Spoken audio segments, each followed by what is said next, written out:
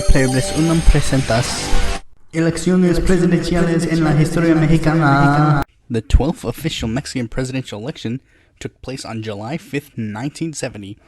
Ordaz's administration went in a lot more authoritarian direction than was expected in a post-Calles era, especially in regards to strikes and protests. He really hated those. But it was a bit of a circular cycle. The more he suppressed unions and student protesters, the more they protested. One particular instance was during the 1968 Olympics, where 10,000 students led nonviolent protests decrying the government's overspending on the Olympics rather than the people, which led to Ordaz to order the military occupation of a local university, which led to the military opening fire on protesters, killing hundreds of students. In fact, later on, certain documents were declassified to reveal that they actually hired snipers to shoot at the occupying military to make the military open fire on the students. Keep in mind, this was the government hiring snipers to shoot at their own soldiers to shoot at unarmed student protesters. This guy's really shaping up to be the best president Mexico has ever had thus far. In fact, another thing that was going on around this time was that the PRI was trying to make itself more democratic and actually tried to make itself have primary elections rather than having the successor be chosen by the president. However, Ordaz was like, nope, we're not having that. And president of the PRI, just for suggesting that, resign now. But in some positives, he actually denuclearized Latin America and had taken a non-interventionist foreign policy, despite the fact that this was around the time where every country was being involved in every other country's business. You know, the Cold War and all that.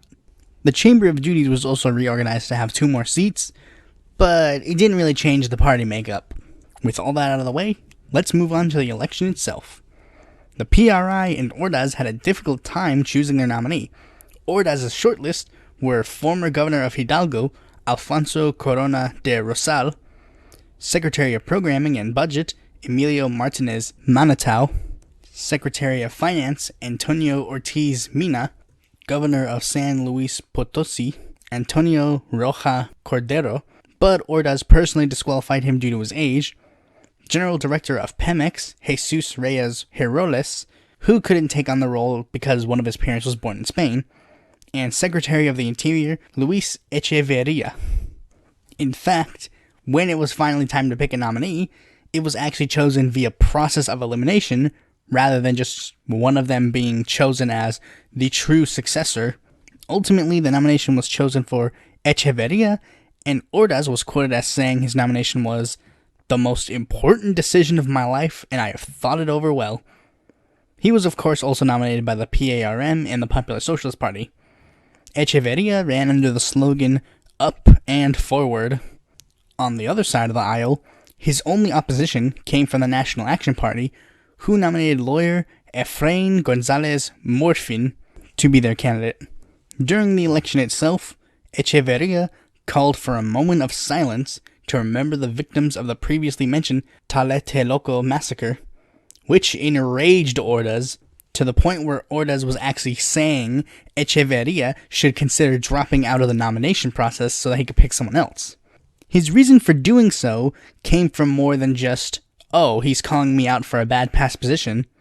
It was due to the fact that Echeverria was involved in the massacre itself, but was now distancing himself from the massacre because it was an incredibly unpopular position. A person running for president who was in the cabinet of his party's most recent president, distancing himself from unpopular things that happened during their administration? Doesn't this sound familiar to anybody? And here are the results. Echeverria won with 86% of the popular vote, and Efrain came in a distant second with 14% of the popular vote. And at the Chamber of Duties, they gained another seat, but it was in favor of the PRI, so the party makeup was still generally the same. Te veré para las próximas elecciones, amigo. Thanks for watching this video. Be sure to like, comment, subscribe, and click that bell to be notified when a future video when it comes out. And if you're interested in more content from me, you can go to my website or follow me on Facebook, Twitter, or Quora, or check out my articles on the Independent Political Report.